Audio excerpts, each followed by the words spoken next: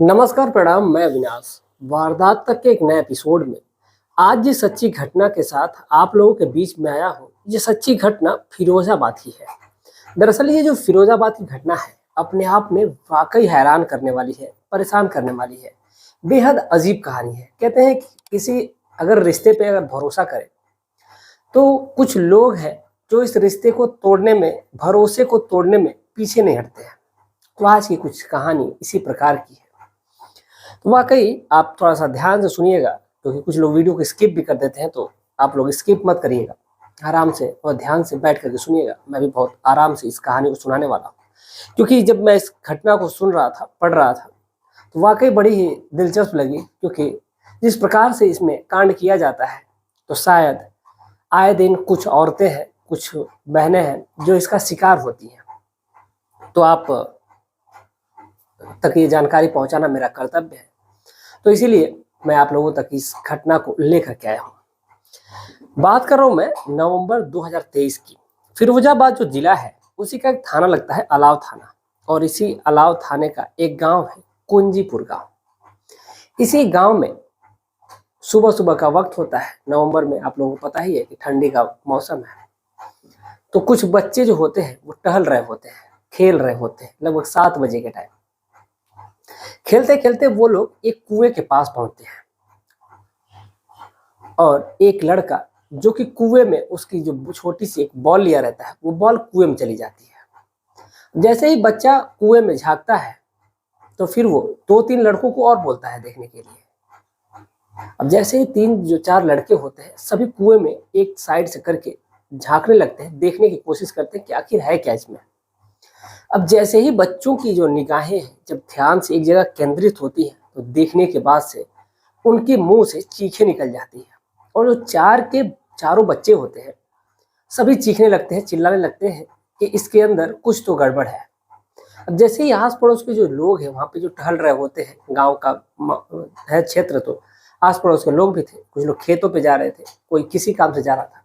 अब जैसे ही बच्चों की ये बातें सुनते हैं, तो सभी लोग चीखने की, चिल्लाने की, तो सभी लोग दौड़ते भागते उस कुएं के पास आते हैं।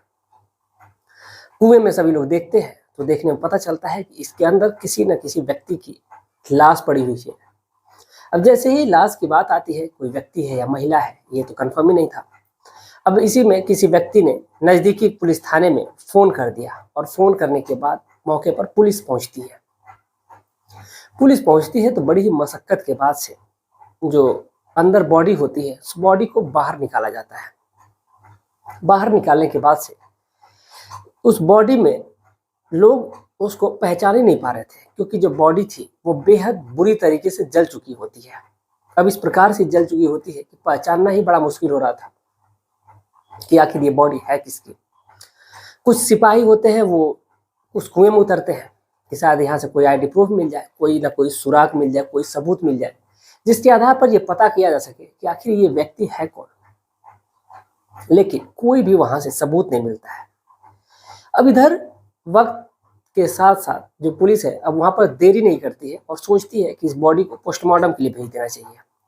और जो ये अलाव थाना है, वहाँ की जो पुलिस है, बॉडी को लेकर के जो नजदीकी जो चिकित्सालय होता है, सामुदायिक चिकित्सालय, वहां पर बॉडी को भेज देती है, और वहां पर बॉडी का पोस्टमार्टम होने लगता है। लेकिन इसी बीच जो पुलिस की टीम है, वो अलग अलग लोगों से पूछताछ करती है। पूछने के लिए वो पता करने की कोशिश करती है कि इस गांव में या फिर अगल बगल के कोई गांव, जिस गांव में कोई मिसिंग तो नहीं है, किसी ऐसी व्यक्ति जो कोई कंप्लेन लेकर के आने वाला हो या फिर लेकर के आया हो। थाने का रिकॉर्ड चेक किया जाता है, लेकिन वहां से कोई नहीं पता चल पाता है। अगल बगल के 2-3 थाने होते हैं, वहां भी पता किया जाता है, लेकिन कहीं से भी कोई भी कंप्लेन नहीं मिलती है पुलिस को। अब जैसे ही कोई कंप्लेन नहीं मिलती है, तो बड़ा ही पुलिस परेशान है कि आखिर कोई व्यक्ति इस कदर जला करके उसमें फेंका गया है, लेकिन उसका कोई पूछने वाला नहीं है, कोई खोजने वाला नहीं है। तो आखिर माजरा क्या हो सकता है।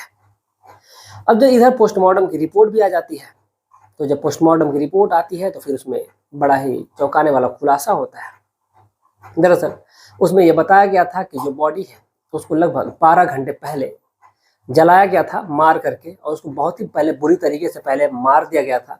जब वो दम इस दुनिया को छोड़ चुका था, जब वो दम तोड़ चुका था, तब फिर उसकी बॉडी को जलाया गया था, और जलाने के बाद से फिर ला करके उसको फेंका गया था। अब पुलिस परेशान है कि आखिर माजरा क्या है कि कोई ना ही कंप्लेन करने के लिए आया है। आस पड़ोस के थानों में जो भी बगल थाने थे कहीं पे भी कोई मिसिंग कंप्लेन नहीं है। पुलिस अपने मुखबिरों को एक्टिव करती है, सोचती है कि इस केस का खुलासा तो करना बेहद जरूरी है, क्योंकि ये जो मर्डर मिस्ट्री है इसको सुलझाना बड़ा ही मुश्किल लग रहा था, क्योंकि ना कोई आईडी प्रूफ है, ना कोई पता है, ना कोई खोजने और पूछने वाला है।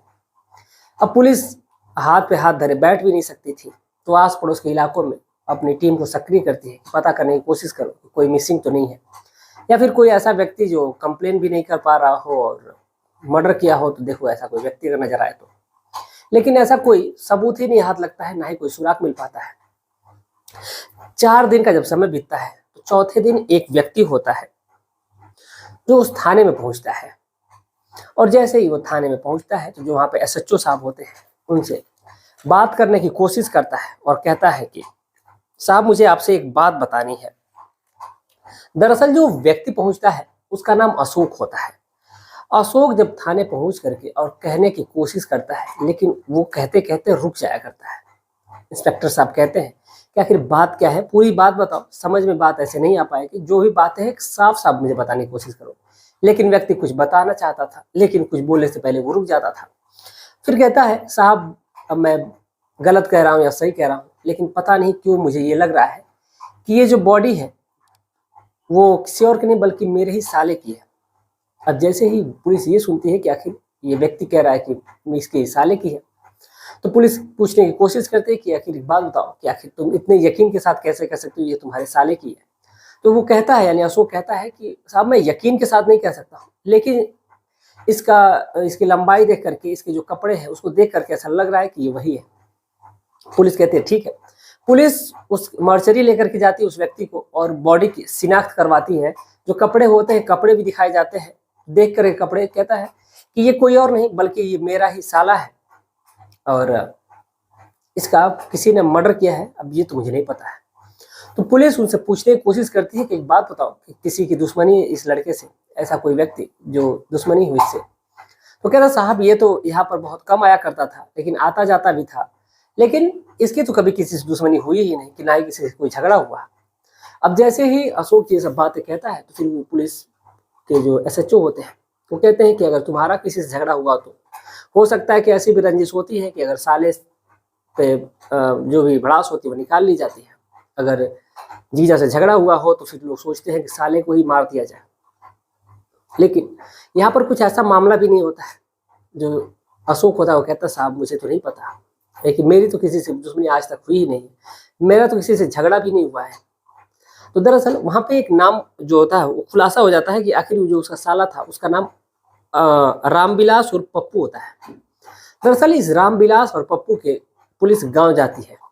दरअसल जो उसका गांव होता है वो मैनपुरी होती है, मैनपुरी जिले के जो थाना है करहल थाना, इसी करहल थाने का ये व्यक्ति रहने वाला होता है, यानी कि रामविलास और पप्पू। इसके पिता ये होते हैं मिस्त्री लाल होते हैं, और मिस्त्री लाल के 2 बेटियां भी होती हैं। और जैसे ही बेटियों की बात आती है तो फिर इसकी 2 बेटियां हैं, यानी कि पप्पू की 2 बहनें हैं और 2 इसका कोई भाई है नहीं। दोनों बहनों की शादी हो चुकी है। दरअसल जो दोनों बहनों की शादी एक रानीपुर में हुआ है जिसका नाम सरिता है, और एक प्रीति है जिसकी शादी अलाव थाने में हुई रहती है। लेकिन ये ज्यादातर अपनी बड़ी बहन यानी कि जो प्रीति है वहीं पर आया जाया करता था, लेकिन आखिर इसकी दुश्मनी आखिर किसी से हो भी क्या सकती है। लेकिन ऐसे ही अब पुलिस अपनी जो टीम है, अब तो ये कंफर्म हो गया था किसी गांव में इसका आना जाना था, तो फिर पुलिस अपने हिसाब से पूछताछ करने की कोशिश करती है कि हो ना हो कोई गांव में किसी की रंजिश रही हो जिस वजह से इसकी हत्या किसी ने कर दी हो। तो उस गांव से एक नाम निकल करके सामने आता है। दरअसल लोग ये बताते हैं उस गांव में कि दरअसल जो पप्पू है इसका आना जाना एक महिला है, उसी महिला के घर पे रहता है। दरअसल जो महिला है जिसका नाम खुशी सिंह है, खुशी सिंह के ही घर पे इसका आना जाना ज्यादा रहता है। अब जो खुशी सिंह की बात आती है तो फिर सभी लोग ये सोचते हैं कि आखिर ये मामला क्या है, कहीं ना कहीं अब एंगल दूसरा बनता जा रहा है। अब इसीलिए पुलिस की जो टीम है वो पहुंचती है ये खुशी सिंह के घर पे, और जैसे खुशी सिंह के घर पे पहुंचती है तो फिर घर पे तो खुशी सिंह तो थी ही नहीं, साथ ही साथ कोई व्यक्ति भी नहीं उस घर पे होता है, कोई भी नहीं, बल्कि घर में ताला लटका हुआ होता है। अब जैसे ही घर में पुलिस देखती है कि ताला लटका हुआ है, तो कहीं ना कहीं जो पुलिस का जो शक होता है वो यकीन में बदल जाता है कि हो ना हो इन्हीं सब ने मिल करके रास्ते से इसको हटाया हो। अब जो पुलिस की टीम है अब एक्टिव होती है और उनको खोजने की कोशिश करने लगती है, लेकिन सभी लोगों के नंबर बंद आते हैं। लेकिन एक दिन गलती से जो खुशी का पति है, जिसका नाम दर्शन सिंह है, दर्शन सिंह का नंबर एक्टिव होता है और वो एक नंबर पे कॉल करता है। और जैसे ही नंबर पे कॉल करता है तो फिर उसकी लोकेशन ट्रेस हो रही होती है और लोकेशन के आधार पर खुशी सिंह को, दर्शन सिंह को और उसके माता पिता को पुलिस अरेस्ट कर लेती है लोकेशन के हिसाब से। अब जैसे पुलिस अरेस्ट करती है तो उन लोगों को थाने लाया जाता है और ला करके उनसे पूछताछ की जाती है। पूछताछ के दौरान एक मामला निकल करके सामने आता है। दरअसल जब खुशी सिंह, दर्शन सिंह जब अपना खुलासा करते हैं कि आखिर माजरा क्या था, बात क्या है, तो पुलिस की जो टीम है वहां पर सुन करके वाकई सभी लोग हैरान हो जाते हैं, परेशान हो जाते हैं कि आखिर इन्होंने जो किया वाकई इनकी मजबूरी थी, जिस वजह से इतना इनको बड़ा कदम उठाना पड़ा। तो आखिर वो मजबूरी क्या थी जिस वजह से ऐसा हो जाता है। दरअसल जो खुशी सिंह है अब एक कहानी बताती है, जिस कहानी को सुन करके पुलिस के भी रोंगटे खड़े हो जाते हैं। वहां पर जितने भी स्टाफ थे सबके हालत खराब होने लगती है। सभी लोग ये सोचने पर मजबूर रहते हैं कि अगर इस महिला की जगह कोई और भी व्यक्ति होता तो शायद वो भी यही करता, या फिर उसका जो पति था, उसके जो परिवार वाले थे, पूरे परिवार वाले आखिर मजबूर हो जाते हैं कि इसको रास्ते से हटाना ही पड़ेगा। तो आखिर वजह क्या थी? दरअसल जब पूरी कहानी निकल करके सामने आती है, जो खुशी सिंह है पूरी कहानी बताती है। दरअसल ये जो रामविलास और पप्पू है, ये अपने बहन के घर पे आया करता था, जिसका नाम प्रीति है। प्रीति के घर पे ये महीने में आ जाया करता था। अब आते जाते इसकी जो मुलाकात है दर्शन सिंह से होती है और इससे इनकी दोस्ती हो जाती है। अब दोस्ती इस कदर बढ़ती है कि दोनों के घर पे आना जाना बहुत ही ज्यादा हो जाता है। यानी कि रामविलास और पप्पू जब भी आता था तो सीधा दर्शन सिंह के घर पे भी चला जाया करता था, उनसे बातचीत किया करता था, दोनों हंसी मजाक किया करते थे, घंटों वक्त बिताते थे और उसके बाद वो अपने घर चला जाया करता था। दर्शन सिंह भी अपने काम पे चले जाया करते थे। एक दिन का रामविलास सीधा जाता है इसके घर पे, खुशी के घर पे, लेकिन उस दिन जो दर्शन सिंह होते हैं वो घर पे नहीं होते, वो किसी काम से बाहर गए रहते हैं। अब जैसे वो घर में पहुंचता है तो जो खुशी है वो नहा रही होती है। गांव में जैसे जो गरीब तबके के जो लोग हैं वो ये सोचते हैं कि उनके घर में, जब जैसे घर में क्या बात है, गरीब तबके की कोई बात ही नहीं है, बल्कि एक बाथरूम होता है जिसके ऊपर करकट नहीं होता है और बस एक दीवार की तरह खड़ा कर दिया जाता है और उसी में लोग उसको स्नान घर बना लेते हैं और उसी को यूज करते हैं। तो ऐसा ही कुछ हो रहा था खुशी के साथ। खुशी उसी घर में नहा रही थी। जब रामविलास और पप्पू पहुंचता है उस घर में तो देखता है कि जो उसकी भाभी है यानी कि जो खुशी है वो नहा रही है। अब वो चुपके से उस औरत को देख रहा होता है और देखते देखते उसकी वीडियोग्राफी कर लेता है, वीडियो बनाता है। तो फिर वीडियो बनाने के बाद से उस महिला को बाद में दिखाता है और दिखा करके कहता है कि ये देखो तुम्हारी वीडियो मैंने बना ली है, अब मैं तुम्हारे साथ जो चाहूंगा वो करूंगा। इस पर खुशी सिंह होती है वो बेहद गुस्सैल औरत टाइप की होती है, लेकिन अब वो वहां पर उसका गुस्सा भी नहीं चलने वाला होता है। वो कहती है कि ऐसा तुम मत करो, लेकिन जो रामविलास है वो कुछ कहता ही नहीं, कुछ सुनता ही नहीं है, बल्कि उस महिला को खींच करके लेकर के चला जाता है बेडरूम में और उसके साथ जो उसकी इच्छा होती है वो करना शुरू कर देता है। यानी कि उस महिला के साथ हैवानियत करने लगता है, दरिंदगी करने लगता है। अब ऐसे ही ये सिलसिला चल रहा होता है। अब इसी के साथ वक्त का पहिया अब तेजी से घूमता हुआ नजर आता है। जब वो उसके साथ शारीरिक संबंध बना रहा था तो फिर वो उसकी भी वीडियो बना लेता है और उसी वीडियो के आधार पर जब भी उसका मन करता तब उस महिला के साथ शारीरिक संबंध बनाया करता था, उस महिला के साथ जैसे चाहता था वैसे रहा करता था। अब ऐसे ही सभी लोग परेशान तो थे ही। अब इधर जो खुशी है वो काफी परेशान थी। लेकिन एक दिन जो खुशी सिंह है वो अपने पति से सारी बातें बताती है। अब दर्शन सिंह जब इस बात को जानता है तो उसका पारा 7वें आसमान पर। अब वो सीधा रामविलास को मना करने की कोशिश करता है, लेकिन रामविलास उसको भी गाली देता है और उसको भी कहता है कि अगर तुम भी ज्यादा बोलोगे तो तुम्हारी पत्नी की वीडियो वायरल कर दूंगा और फिर तुम कहीं पे समाज में मुंह दिखाने के लायक नहीं रह जाओगे। इसलिए मैं जो चाहता हूँ, जो कर रहा हूँ, मुझे वैसा करने दो, कोई मुझे रोकेगा नहीं। और उसके पति के जस्ट सामने ही उसकी पत्नी को घसीट करके लेकर के घर में जाता है और उसके बाद वहीं पर शारीरिक संबंध बनाना चाहता है। लेकिन खुशी उससे अपनी इज्जत की भीख मांगती है और कहती है कि तुम्हें जरा भी शर्म नहीं है, मैं तुम्हें वक्त देख करके बुलाऊंगी। जो दर्शन सिंह है वो काफी गुस्सा था, लेकिन वो चाहते हुए भी उस रामविलास को उस टाइम पे मार नहीं सकता था। अब इसके बाद रामविलास तो वहां से चला जाता है। दर्शन सिंह, उसका पूरा परिवार एक जगह बैठते हैं और एक षड्यंत्र रचते हैं। तीसरे दिन जो खुशी होती है वो कहती है, रामविलास को फोन करती है, वो कहती है कि आ जाओ, मुझे तुमसे मिलने का मन कर रहा है। अब जैसे ही रामविलास और पप्पू ये बात सुनता है तो वो दौड़ा भागा खुशी के पास चला आता है और जैसे ही घर में आता है तो फिर इधर दर्शन सिंह, उसके परिवार वाले मिल करके रामविलास का बहुत ही बुरा हाल कर देते हैं, यानी कि मार मार करके पूरा उसको अधमरा कर देते हैं और उसके बाद उसकी बॉडी को जला दी जाती है। उसको मारने के बाद जब वो मर जाता है तो उसकी बॉडी को जलाया जाता है। जलाने के बाद से फिर उसकी बॉडी को ठिकाने लगाने के रात होने का इंतजार किया जाता है और फिर वहां से सीधे उस बॉडी को कुएं में ले जा करके फेंक दिया जाता है। जहाँ पर वो कुआं सूखा हुआ था वहां पर ज्यादा कोई जाता ही नहीं था, लेकिन उस दिन किस्मत खराब थी, वहां पर बच्चे चले जाते हैं। जब पुलिस की टीम उस घर पे पहुंचती है तो वहां पर देखती है तो घर में जलाने के निशान थे, खून के तक्के जमे हुए थे वहीं पे। फिलहाल जो अपराधी हैं यानी कि खुशी सिंह, दर्शन सिंह और उनके पिताजी, इन तीनों लोगों को जेल की सलाखों के पीछे डाल दिया गया है। लेकिन कहीं ना कहीं ये परिवार मजबूर हो चुका था।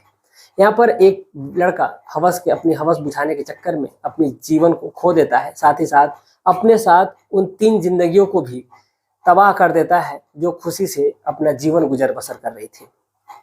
तो आप क्या कहेंगे इस पूरे घटनाक्रम के बारे में? इस पूरे घटनाक्रम को सुनाने का उद्देश्य किसी की भावनाओं को ठेस पहुंचना नहीं है, बल्कि आपको जागरूक करना है, आपको सचेत करना है। आप जहां भी रहें स्वस्थ रहें, सुरक्षित रहें। आज हमारे कुछ भाई हैं जिनका जन्मदिन है, मैं उनका नाम लेना चाहूँगा। एक ही हमारे भाई हैं, सूरज जी हैं, विनोद शर्मा जी हैं, अशोक कुमार जायसवाल जी हैं। आज इनकी बेटी का जन्मदिन है, तो आपको की बेटी को जन्मदिन की ढेरों सारी शुभकामनाएं। आप और आपकी बेटी इस दुनिया में ऊंचाइयों को छूते रहें, कामयाबी की बुलंदियों को छूते रहें। राम कुमार जी हैं, आकाश जी हैं, सोनाली जी हैं दिल्ली से। तो आप तमाम लोगों का तहे दिल से शुक्रिया कि आप लोग इतना प्यार और सपोर्ट बनाए रखें। उम्मीद है कि ऐसे ही अपना प्यार और सपोर्ट बनाए रखेंगे। मिलते हैं कल एक और सच्ची घटना के साथ, तब तक के लिए जय हिंद, जय भारत।